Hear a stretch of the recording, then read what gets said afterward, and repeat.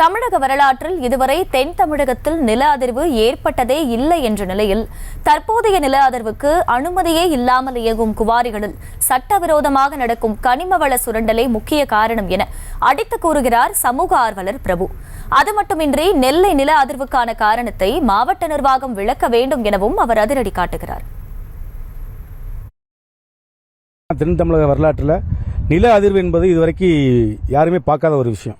இப்படி புதுசாக ஒரு நில அதிர்வு நடந்திருக்கு.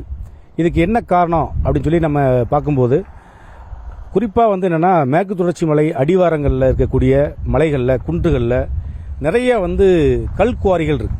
இந்த கல்குவாரிகள் என்ன பண்ணுறாங்கன்னு சொன்னால் வரைமுறையே இல்லாமல் அரசிடம் எந்த விதமான அனுமதியும் பெறாமல் கனிம வளத்துறையிடம் எந்த விதமான அனுமதியும் பெறாமல் என்ன பண்ணுறாங்கன்னா அவங்க நிறைய கல்குவாரிகள் நடத்தி கல் அடியில் இருக்கக்கூடிய கனிம வளங்கள்லாம் எடுத்து அவங்க ஏற்றுமதி செஞ்சுக்கிட்டு இருக்கிறாங்க. இதில் மிகப்பெரிய சட்டவிரோத மீறல் நடந்துகிட்டு இருக்கு. இதில் அவங்க என்ன பண்ணுறாங்கன்னு சொன்னால் அடியில் இருக்கக்கூடிய கனிம வளத்தில் இருக்கக்கூடிய அந்த கல்களை முழுவதும் எடுத்து பாறைகள் முழுவதும் எடுத்து அவங்க என்ன பண்ணுறாங்கன்னா மறுபடியும் மணல் அள்ளி மூடிடுறாங்க. அதனால் கனிம வளத்துறை அதிகாரிகள் இல்லைன்னா உரிய அரசு துறை அதிகாரிகள் போய் ஆய்வு செஞ்சு பார்க்கும்போது அங்கே எந்த விதமான வரைமுறை மீறலும் நடக்காத மாதிரி இருக்குது. ஆனால் உண்மையில் அங்கே என்ன நடந்திருக்குன்னு சொன்னால் இப்படி மணல் அள்ளி போட்டு மூடி அந்த அவங்களுடைய அந்த சுரண்டலை கனிம வள சுரண்டலை மூடி மறைச்சிருந்தாங்க. இப்படி நிறைய நடந்துகிட்டு இருக்கு.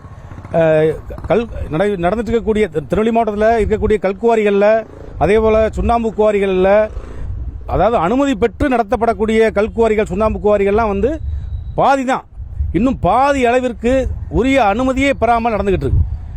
சின்ன சின்ன பிரச்சனைகள் ஏதாவது ஒரு விபத்து நடக்கும்போது உரிய அதிகாரிகள் போய் கனிமவளத்துறை அதிகாரிகள் போய் ஆய்வு பண்ணுறாங்க. அதுக்கப்புறம் அப்படியே விட்டுருந்தாங்க.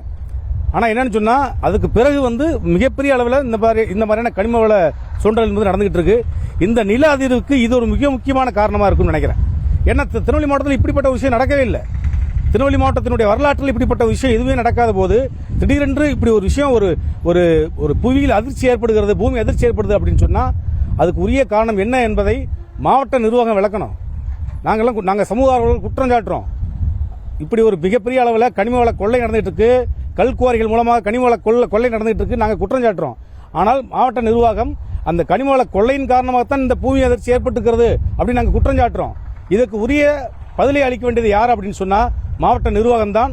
எனவே மாவட்ட நிர்வாகமும் திருநெல்வேலி மாவட்ட நிர்வாகமும் திருநெல்வேலி மாவட்ட கனிம வளத்துறையும் உரிய நடவடிக்கை எடுக்க வேண்டும் என்பதுதான் சமூக ஆர்வலராகிய எங்களை போன்றவருடைய கோரிக்கை.